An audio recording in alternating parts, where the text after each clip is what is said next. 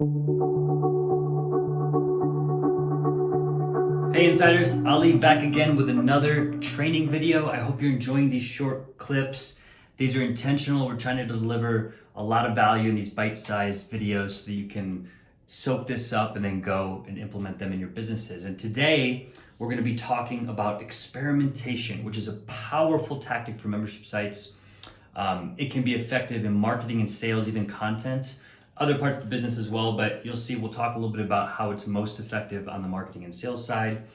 I'm personally excited about this because it's been a super effective tool for me as an entrepreneur. We use it at MemberDev, I use it in my other business, I've used it in my previous businesses. It's something I picked up from one of my business mentors and have worked at it continually. So it's a process even I'm still refining and what's the right way to experiment and run these experiments as a growth lever for your business.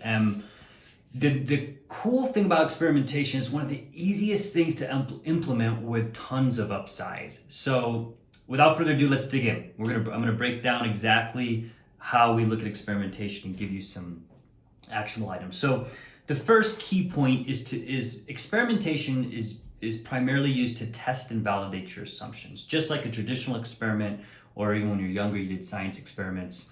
You are in business, you're using experiments to test new things. And so from the sales and marketing side, we want to use experiments to test new offers, courses, membership offerings, anything that is related to the content and the value that you're creating.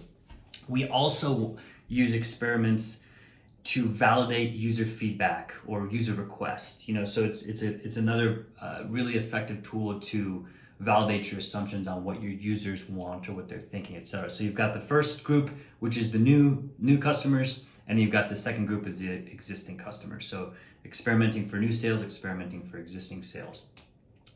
The next key piece to understand about experimentation is that the reason it's easy and efficient is because it should be a manual first, automate later approach. And so what that means is that when you run an experiment, probably better describe what it doesn't mean. A good experiment does not mean go get your development team or programmer to go build all this stuff and then offer it, right?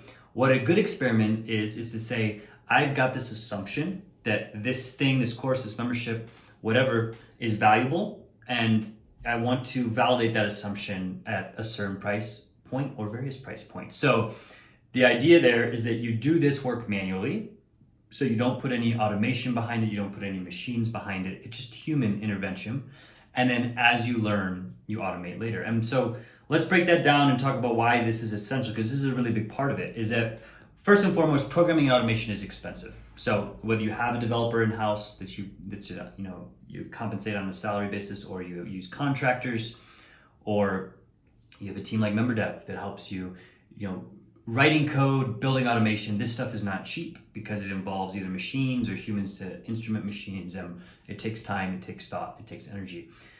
Putting manual time into things is the fastest and easiest way to get them off the ground. So at some point, human time doesn't scale. We know that. But in the early days, it's actually the most scalable way to do something because you can learn and fail fast, right? And then the last piece here to kind of tie this all together is that, like I said before, you invest in code and automation if the experiment takes off. So if your validation is proven, your hypothesis becomes true, then you have the justification to say, hey, we did this experiment worked, we drove some new revenue, some new sales, now let's go automate this because it's a proven system, right? The last piece to this is tracking your results. You've heard me say this before. I'll say it again. Almost every training video we do and just across our business, if there's one of the fundamental principles that I can share with you is to track your results, right? So the easiest way, track it in a spreadsheet. Spin up a Google Doc, create your key KPI columns, and track your data once a week, twice a week, once a month. As long as you have a cadence to track this, you're gonna be able to measure those results and then derive an outcome. And that's the last piece here, is that you generally want to have some type of assumption or goal, desired goal for this experiment. So like if it was a new course offering and you're really excited about this, you want to validate that you should fully invest in this course, then you want to have some method of saying, hey, I'd like to reach, let's say, a couple $1,000s in sales. And again, you could be off, but just have something. You know, the goal itself isn't that important. It's just that you have something to strive against, so that when you're tracking data, you're like, wow, I really overshot or undershot my goal, right? And so to wrap this up for you, let's finish with a couple examples. So the first one, which we've kind of hinted at, is like running a limited time exclusive type offer, whether that's a course, whether that's a membership. You know, this is the easiest way. And, you know, those of you who are platform customers of MemberDev, you have the tools to create coupons and access only type membership. So you can easily pull that off. And we have a whole training video on running special sales. So please go check that. It'll talk about the dynamics there of limiting the sale, creating scarcity, you know, all those good things that really drive growth in a special sale.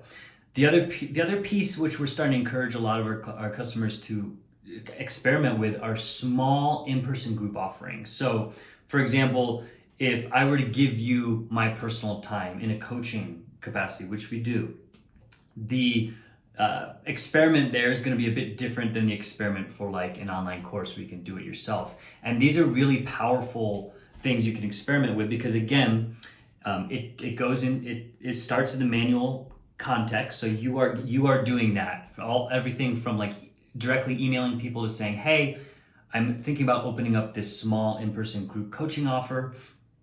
I'm only exposing it to a few people. You're one of them.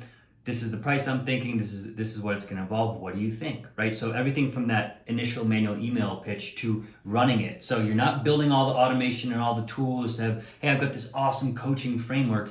You're using what you have, or you're manually setting up a Zoom call, you know, once or twice a month, and then you're running through those motions to validate the experiment. So it checks that you manual first, automate later. It's definitely something you can track your results against. And then these small in-person group offerings are really nice growth levers, because you can test what is my time or my team's time, our personal time worth, in comparison to some of the more automated online do-it-yourself type offerings.